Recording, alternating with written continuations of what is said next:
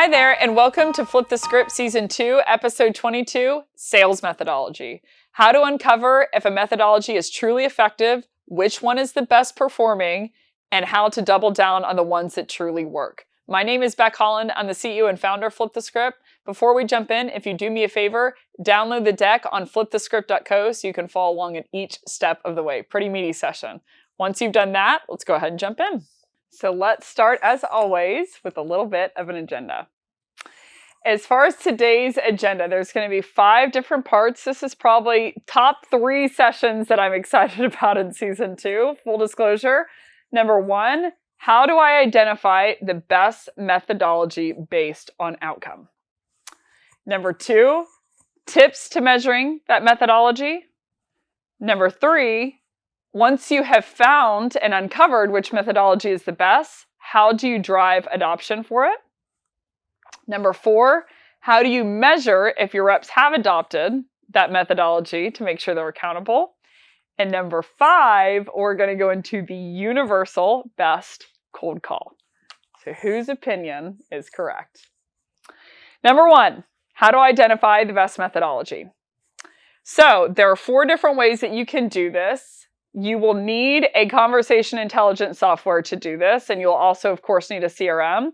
But who I would obviously recommend is Chorus AI. They're a great conversation intelligence software, but you will need that type of platform to be able to do this. But there are 4 different ways that you can measure which is the best methodology. And you can pick between these 4. I don't necessarily have any preference, but let's start with number 1. Number 1, you can do a before and after snapshot. Like if a trainer like me came in, for instance, you could measure the impact on the outcomes before that you were receiving and after the methodology is deployed. So you can either do that I would suggest over a period of time of at least 6 months, so you can really sample out all of the, ad hoc, out of the parabola, normal parabola variables. But basically, over a 6-month period, you would want to understand a lot of different teams. Some teams don't have a methodology, and then they are, hiring a third-party trainer or accepting some advice on LinkedIn, and they're saying, okay, I want to have a methodology, and so I'm going to deploy this one, and I can even then figure out the results of that methodology and understand, like, okay, was my team better off beforehand when we were doing it ad hoc, or are we better off listening to this person? But a lot of teams will hire a third-party trainer. So you want to understand what was let's say, for instance, I'm not going to name any names. I don't want to get in trouble too much. But let's say we had training methodology A, that we were deploying beforehand, and training methodology B, we said, oh, this will probably be a better fit for us. We think we like this person. So we brought them in, we adopted their methodology, and now we want to see if the outcome is better on B or A. So that is option number 1, that basically whenever you brought in this trainer or you brought in this third party, you can understand the outcomes, and I would do it a percentage weight across all of your reps that adopted it and say, like, was my team producing more results beforehand on outcome only on the pre-existing training methodology that they were running, or on the methodology afterwards? And I would measure that methodology for 6 months. I would say a minimum of at least 2 months, and I would say at minimum at least across 5 reps, because you want to discount, any kind of variable that basically could influence the outcome. So I would say minimum of 5 reps, minimum of 2 months, but you can measure the outcomes. Were we booking more meetings with this previous methodology? Or once this trainer came in, were we booking more meetings afterwards? Number 2, you can do reps on one methodology, one segment of your team on one methodology, and reps on another methodology. So in the previous example, we would say we have methodology A, we have methodology B. Some people prefer each, whichever respective one. So I have, 100 reps, and I'm going to have 50 of my reps do methodology A, 50 of my reps do methodology B, and I'm going to measure the net outcomes of those teams to understand what is the best methodology for my team within my business and segment, et cetera. So you want to measure the net outcomes against each other, whether that's meetings booked or in, account executive case, that's deals closed, et cetera. But you basically could split your reps regardless of the volume of them. I would say a sample size that's too small is anything that's under 10 reps. So meaning 10 reps in total, 5 reps for each methodology. In that case scenario, if a rep is really effective, it can really sway the outcome. So I'd say a minimum of 10 reps for 10 reps on the entire comprehensive team. And you could split down the middle and say 5 reps do methodology A, 5 reps do methodology B. And after 2 months, we're going to measure who had the most meetings. So it accounts for, there were several different reps in there. So it's not a personality thing. It's more so which methodology based on outcome is easier, better for my prospects that they respond to more. The third way that you can measure which is the best methodology for you is you take, let's say that you don't necessarily have a methodology that you adhere to yet. Let's say that you do kind of an amalgam of all different approaches. I've seen a lot of different people do this, or you're an SDR coming in and you've never been trained. You've never been trained classically on any kind of methodology, sales methodology out there. What you can do in that case scenario is instead of focusing on what people, are saying or, what third-party trainers would say like me, you could go to the top performer on the team, or top couple of performers. Let's say you have 10 reps and you say, okay, I have Cindy, I have John, and I have Ross. And all 3 of these reps are my top performers. And so I want to understand, diagnose, and break down what each one of them is doing in aggregate on their cold calls and over email. So you can understand okay, what are the different components of what this person is doing? How can I systematize this and understanding, the beginning is the intro where they're saying this thing, then they're personalizing, then they're going into a prospect pack, then they're asking a question, then they're going into, the pain pulse and understanding the pain pith, and then they're closing out the meeting. I'm going to segment into these different sections, and I'm going to understand I would suggest top 3 performers so you have a good sample size. Which one is doing this? What are they doing on the phone? How can I break it down so that I can get the rest of my team to adapt to that methodology? That's if you're not, classically trained or you don't want to bring in someone from the outside. So that's methodology overall. Point number 4 is if you want to diagnose also for that top performer, what kind of hooks, tips, and tricks are they doing? So there's 2 sides of conversion and 2 sides of what makes a cold call successful or an email successful. One side is what is the, overarching theme? What are the 7 different components of what they're doing and what they're achieving? And then number 2, what are the different techniques and tricks and words that they're saying to make sure that we can understand a comprehensive view of, maybe rep number 1 is really, really good with clean with their methodology, but they don't know how to do these little hooks. Rep number 2 knows how to do the hooks, but they don't know how to do the overarching theme. So you want to look for both. And I would say almost more the better. If you want to measure across, I have 5 or 6 top performers. It's dependent on your team size, what they're doing. Are they all following the same type of script? If so, what is that script? And how can I break it down so I can replicate it onto my top reps? So those are 4 ways that you can measure. So in review, you have a before and after of, a guy with a slouched out belly that's, has some weight on him. And then after he's all smiles. And then you can do before and after of before I adopted a methodology or I had a methodology A, after I went to methodology B, and I'm measuring the outcome of both of them over at minimum a 2-month time period and minimum 5 reps. Number 2, you can split your team in half and say half go methodology A, half go methodology B, and I'm going to measure you against outcomes. I would say, again, always a minimum of at least 5 reps per team. So 10 total in this scenario. Or if you don't have a methodology and you just want to replicate or you just want to figure out what's working, then I would go to my top 3 performers, diagnose what they're doing from a high level and a component level, and then diagnose what are the hooks, tips, and tricks that they're using, and try to break them down and incorporate them onto the rest of your team. So now we know the 4 different ways that you can identify the best methodology, but let's talk about tips to measuring that methodology whenever you're uncovering that. So 4 different tips I would suggest. Number 1, I would normalize over several different people. So in any statistical analysis, you want to make sure that this is less of a personality thing. And whenever you're talking about a significant sample size, you're talking at least 4 or 5 reps. So you can account for maybe, let's say the top performer is Cindy and the bottom of the pack is John.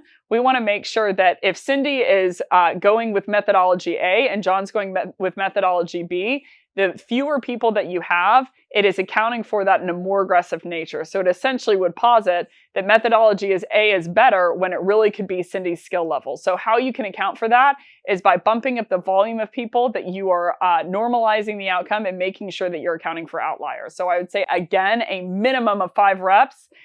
For all the smaller firms who don't have that many reps, you can still go ahead and do this, but the more significant sample size that you have, the better. Number 2, normalize over several months of data. Same kind of reasoning. You want to make sure that it just wasn't an off day for that rep or an off day for that team or off couple of days, but you can normalize over a few months of data. So you make sure that you get those outliers out of there. So I would suggest a minimum of 2 months of data.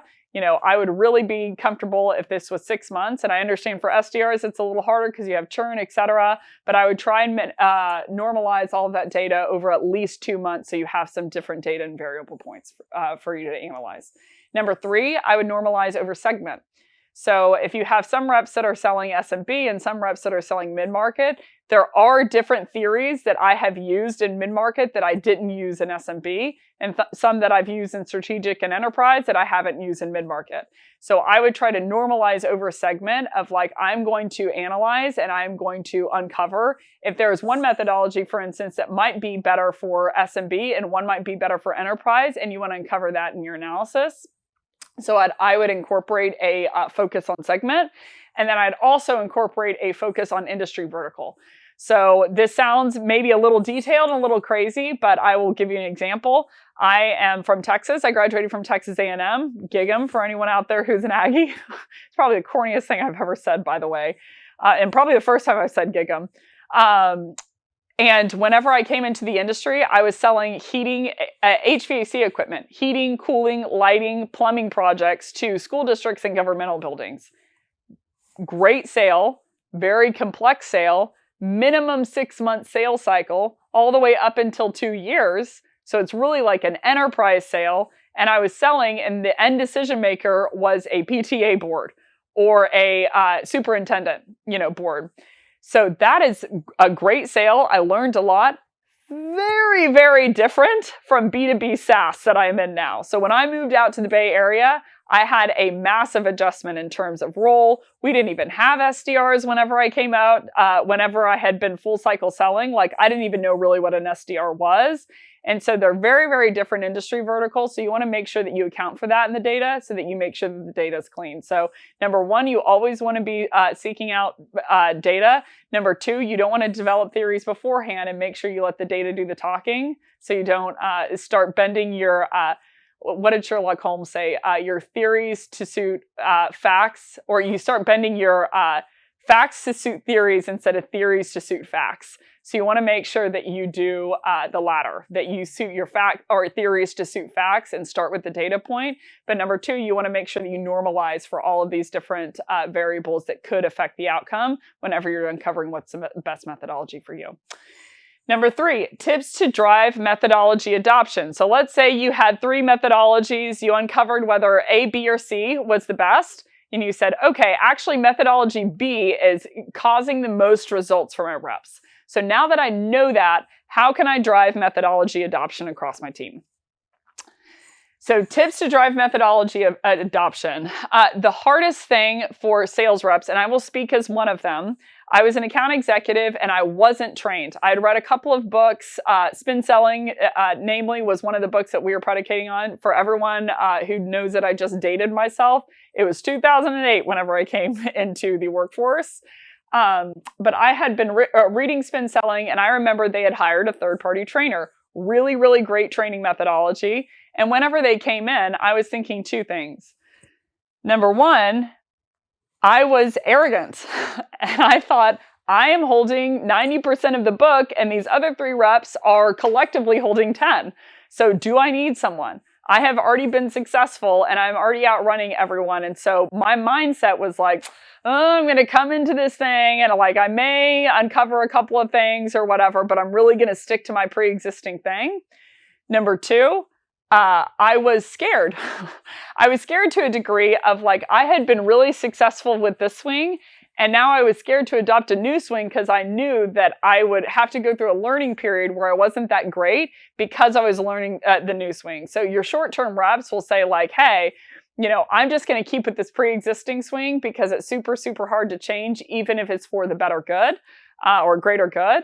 But number three, I think the most important thing or biggest reason of why AEs in specific, but also SDRs, do not adopt a third-party methodology or something that is pushed upon them is because they're not positive that it works. I want to pause. They are not positive that it works, and I agree with them. I am one of them.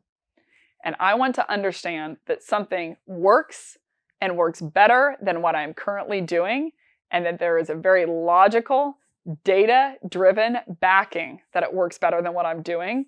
So before I go into the pain of relearning my swing, I want to be positive that unless some act of God happens, outside of something, that the normal outcome is that I will be producing more, because the risk aversion side of me says, what I'm doing is currently working, and not only that, so I'm nervous to adopt anything new, but if I'm not positive that that new methodology will for sure help me close more deals, then I'm going to be nervous to do it.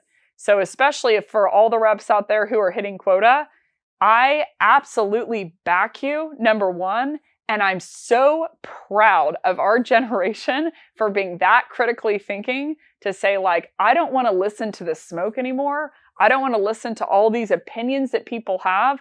I just want to understand from a very pragmatic level, what is the best methodology for me and how can I deploy that in a way that will help me close more deals? So the first thing that I would do for tips is be completely data-driven on which is the best methodology. Leave your opinion out of it. Leave all of this emotional juju feeling out of it and be public about that. Show your reps that you are open-handed, you are egoless, and that you just want to know what's the best thing for them. That will win you instrumental rapport with your team. So I will give you a small example, a tangent example. I knew a leader that basically he liked software A. Really, really liked software A, was close with the CEO, knew the entire staff, had used it before, etc. And he was head-to-head evaluating software A and B. His team, by a slight margin after POC, preferred software B. And he had the character to go with software B instead, because that was the software that his reps really preferred, and net, they were the same to him. So it didn't matter to him what he really thought, it was what his reps thought. And when I heard that story, third party, not through him, I gained an instrumental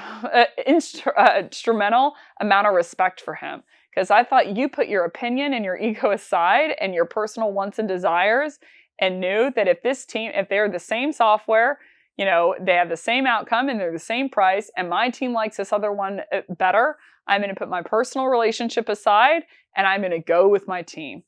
I have talked to several of his reps since on their overall experience with him, and they said that was only the beginning. That was only a litmus test of his character, and moves like that have really earned him the respect of his team. So the first thing that I would do is be critically thinking. Our generation is very critically thinking.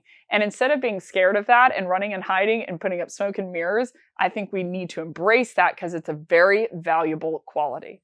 So be data-driven on which methodology is the best, not which one you prefer or even your team prefers, but which one is working the best in terms of outcome, and be public about that process so that they know that you're doing it. Number two, I would prove the research to the team, which one is the most effective. So I'd say, hey, we did this analysis, we split the team in, 2 groups. One did methodology A, one did methodology B, and actually we thought A would work better, but B did. So here are the results, here are the outcomes over 6 months and over 50 different reps. And methodology B is what we're going with, guys, because data tells us that that's going to give you the best shot on goal of booking more meetings and closing more deals. So whenever you are proving that research, you're really earning the respect of your team of we're not doing this thing on a whim. We're doing this because we, within all, have all reason to believe that this is going to book you more meetings. So it convinces them and coaxes them into, maybe I should adopt this strategy because I think that I can do better because all of my peers on methodology B surpass me. Number 3, I would try and navigate away from the tips and tricks mindset. People love silver bullets, myself included. But silver bullets are not what's going to help you. They're the things that people click on, the 3 foods that will help make you lose 50 pounds in a month versus an organic diet that will help clean up your regiment and leave you healthier as a result. The first article people want to read, the second article some people want to read, but fewer. And I absolutely get it. Silver bullets are attractive because we're thinking a silver bullet to me is not only something that works, but something that's extremely easy and painless. And the reality is, if there was a pill to help people lose 100 pounds overnight, then the reality of being super thin and fit wouldn't be an accolade because everybody could do it. So great sellers, they have gotten there over a period of time, and they have typically gotten there not because they have one little hook or one little saying that they say, but because they have an overarching strategy along with those hooks and those tips. So now on point number 4, let's talk about how to measure adoption of the sales methodology once you have selected the best. So in review, in point number 1, we uncovered from a data perspective, what is the true best sales methodology for my team? Point number 2, we went into how to measure that.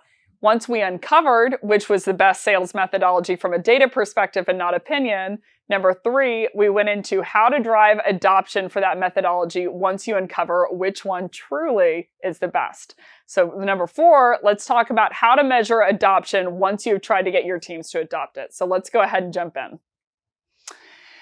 The first point on measuring adoption for the sales methodology once you've uncovered which one's the best is you want to break down the different pieces of the methodology into sections. So for example, I have a methodology for cold calls, and there's 7 different pieces to that cold call methodology. So I listed a couple up here. Number 1, the introduction. Number 2, compliance. Number 3, personalization, making sure your reps are personalizing. Number 4, relevance. Number 5, that they're hooking those 2 together. Number 6, that they're giving you a prospect pack. And number 7, the elevator pitch on the end.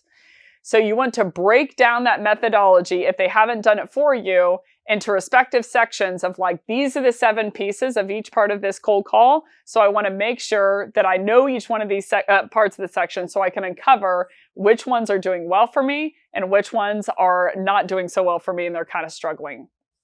Number 2, you want to tie each part of that piece of that methodology to a tracker. So you will need a conversation intelligence software, like I mentioned, to do this. I would always suggest Chorus AI. They're a great platform if you haven't checked them out. There's my pitch. It's over. That's done, one and done. But I would use Chorus and I would leverage them to, for instance, if I'm going to track the compliance piece of the cold call, I would tie it to the word recorded. So what compliance is we are recording calls, and so we wanted to make our prospects aware of that from a legal perspective and from an ethical perspective. And it would say, if you want to know more about cold calls, go to the core sessions, and I cover the cold call methodology. But we would say, for instance, hi, Ben, this is Beck calling on a recorded line with Chorus. How have you been? So I would want to break that down and ensure compliance by tracking on the word recorded. Number 2, this is more methodology centric of, are they personalizing? If you have watched any videos from me and you don't know that and you haven't uncovered that I love personalization, then I am not doing my job. I think personalization is absolutely amazing, especially if done within scale. If you want to know more about that, go to the core session on personalization at scale. But within personalization, that is a key piece to my methodology. And so I am tracking that based on the word reason. So every time that my reps were saying, the reason for my outreach is blank, they hit a tracker and I was folding them into a file. So I basically was saying that is the second or third piece of the cold call, so I can make sure, so I can ensure that they are doing this and track the adoption, number 1, and track the effectiveness of it. Number 3, the prospect pack.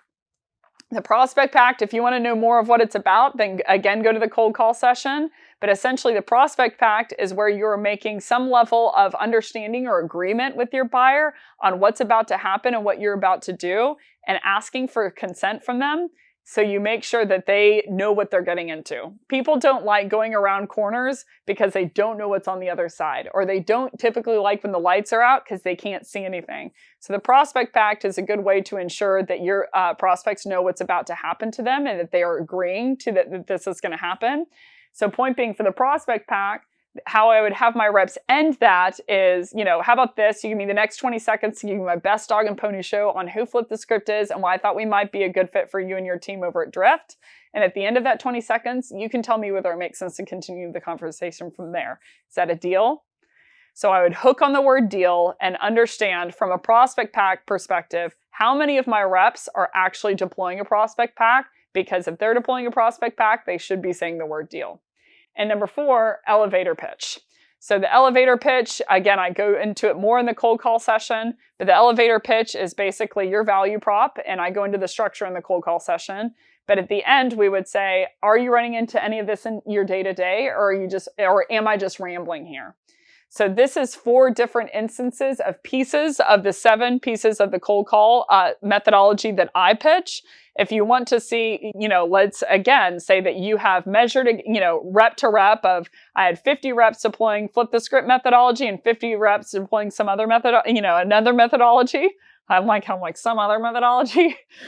And I want to understand which one's the most effective. I went on an outcome basis over 2 to 6 months, over at least a minimum of 5 reps, and covered that Flip the Script was the best. From a data perspective, I got more outcomes. And so now I want to break down that methodology into the 7 different pieces. I want to build a tracker on each one of those pieces so I can ensure that my reps are adopting at each stage of the game.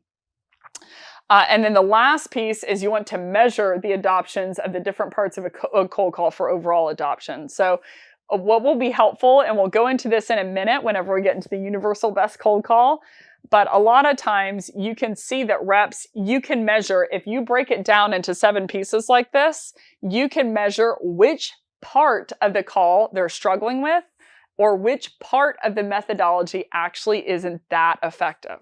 So we'll get into that in a minute. I can barely wait. I think you can see my face is getting flushed because of how excited I am.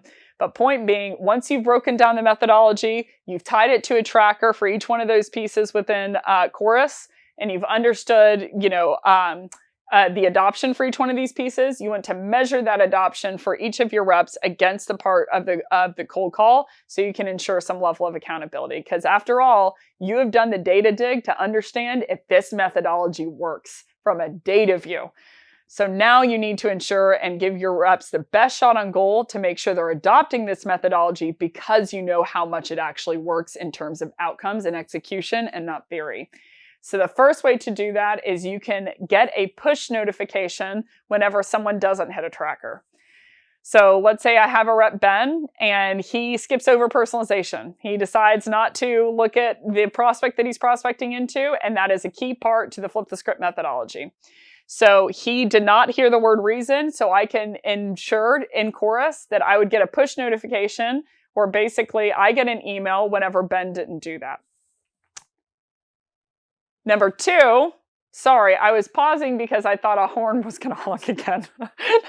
Number 2, you want to measure the percent volume-wise that Ben was bereft of that technique item.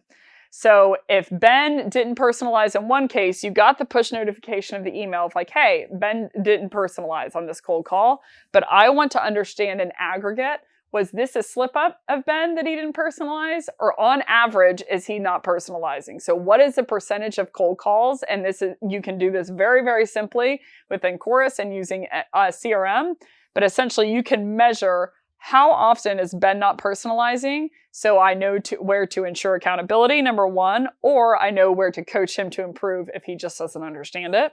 Number 3, you want to define or uncover what is the percentage of volume of talk tracks that aren't fully deployed. So in this example, the elevator pitch, we were triggering off the word rambling, and I want to understand how often are my reps actually deploying the cold call track or the talk track that I taught them on that buyer persona. So two kind of low-hanging fruit here. Number one, reps tend to go off script. And in this case scenario, we know that this is actually the methodology or the shell that really works. So we want to ensure, not for ego perspective or so they do what we're saying, but for their own sake, that they are deploying this talk track, number one. But number two, buyer personas are different. And if you get lazy, / there's no accountability, sales enablement and sales leaders become synonymous in people's heads when they're very, very different roles. So you want to measure the percent of volume in the talk track that they weren't essentially deploying the talk track that you taught them within that methodology. So those are the data points that you're after, the ways to do it. When it comes to coaching, the coaching steps I would go through are the following. I would bring up the connects over the last day. So again, not to product push here and not to be the annoying person that does that. But if you go into Chorus, there is something called Cold Call Central, where you can bring up the different parts of a cold call in specific. So part of that, whenever we designed it, was connects. Connects is an industry plague. We only get 3 or 4 per day on average from what I've seen with teams. No, don't insert your value prop here of how you can increase them.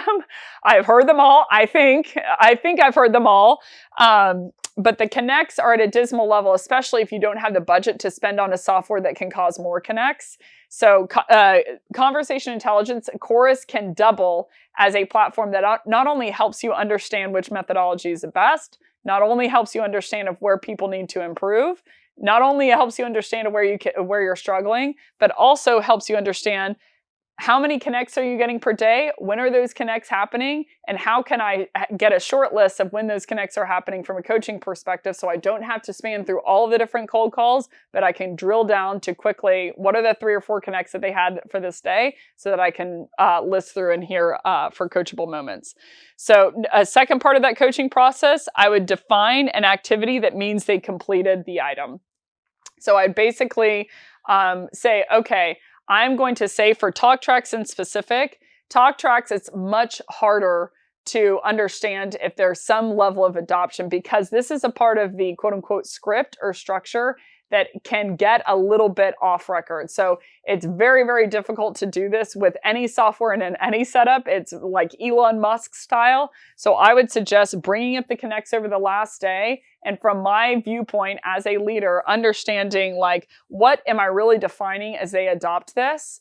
And I would have a check in the CRM to where once I go through those dials, so I have, 5 reps, they had 3 connects per day, so I'm pouring through at the end of the day 15 different calls. I'm going to the talk track in specific on the elevator pitch, and I want to understand, did they deploy that new talk track that I just gave them? You can't do it word for word, but you say in gist, are they adopting what I'm saying? And you can hit a check mark in your CRM to understand like, okay, they did on this one, they did on the first 2, but they didn't hit the buyer persona pitch on the latter 3.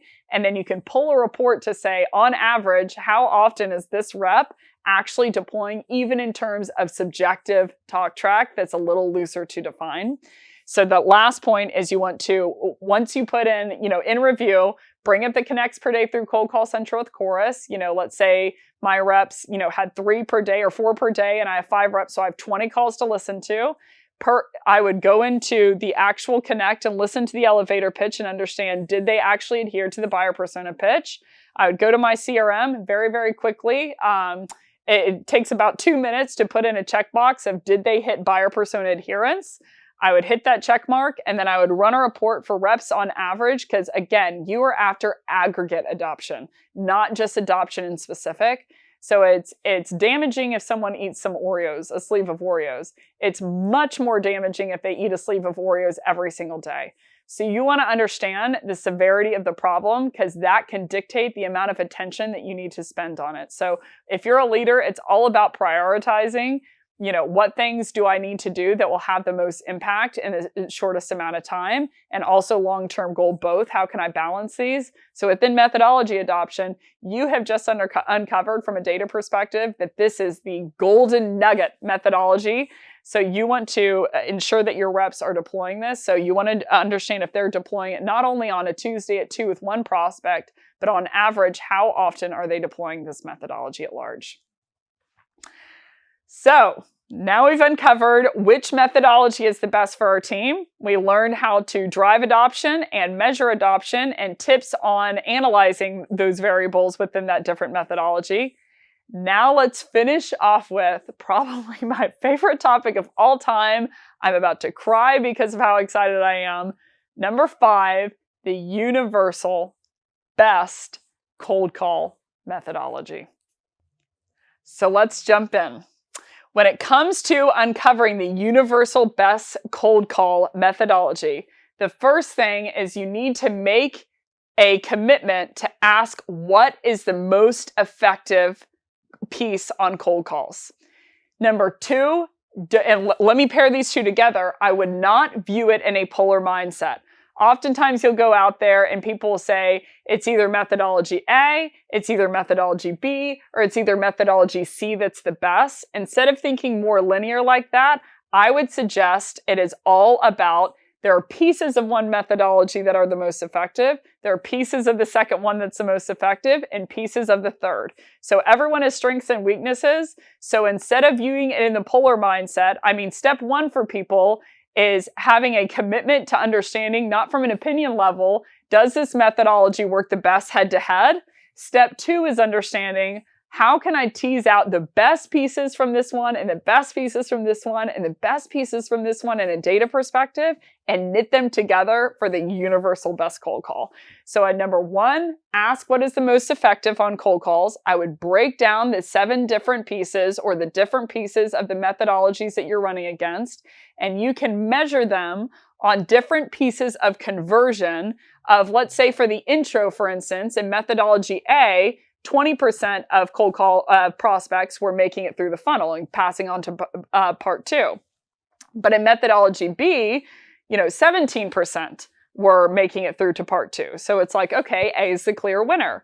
But in the second part, past the intro, in methodology A, 15% of prospects were making it through, where 33 were making it through in methodology B. So in that case scenario, methodology B was the best. So we have a problem here. Methodology A was the best in the first part of the intro. Methodology B was the best in the second part after the intro.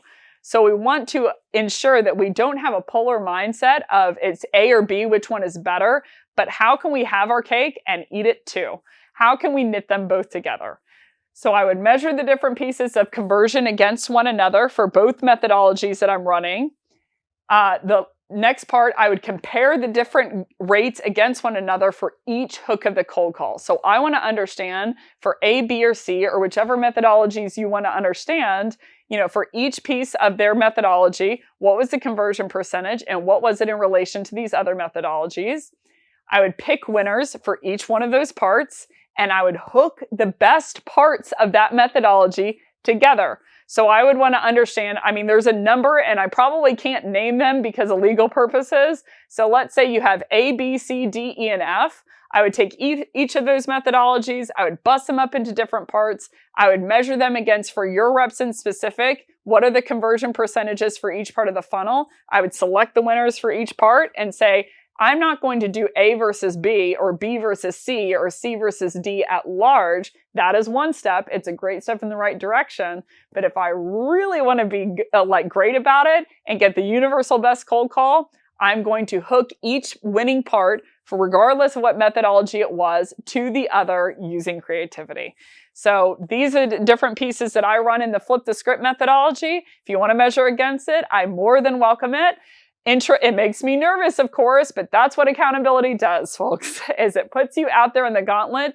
We are after things that work. And so I'm excited for people to deploy this. The intro, prospect packed, elevator pitch, engaging questions, objections, and close. These are several different things that you can measure for each methodology, understand which one is the best, and hook them together for all the methodologies that you've run against in terms of data. So in summary, we are a generation that is critically thinking, that wants to know what's best. We are also a generation that is sick of the fluff. We are sick of the cheesy, hey, nice to meet you, da da da da da. And we just want something that works because we want to be successful at our jobs. And that makes me thrilled to be in the selling community, to have such a cerebral mindset and to have such a group of critical thinkers that want to know what works and want to do what works means that the heart is really there. And so this is just the first shot on goal of how do we onus up the industry? How do we make sure that the things that we are striving to adopt are the things that work? And how do we drive more top of funnel pipeline because of it and more revenue overall as a result? So that is everything. I hope that I haven't blown the lid off the entire sales world and pissed off too many people. If you like this session, you want to hear more, go to flipthescript.co and make sure you check out all the other sessions we have available on the website. And if you really love this session, go to Flip the Script on LinkedIn and tag Flip the Script, me, and your top 2 takeaways so I know you want to hear more of. But either way, I hope you have a great rest of your day.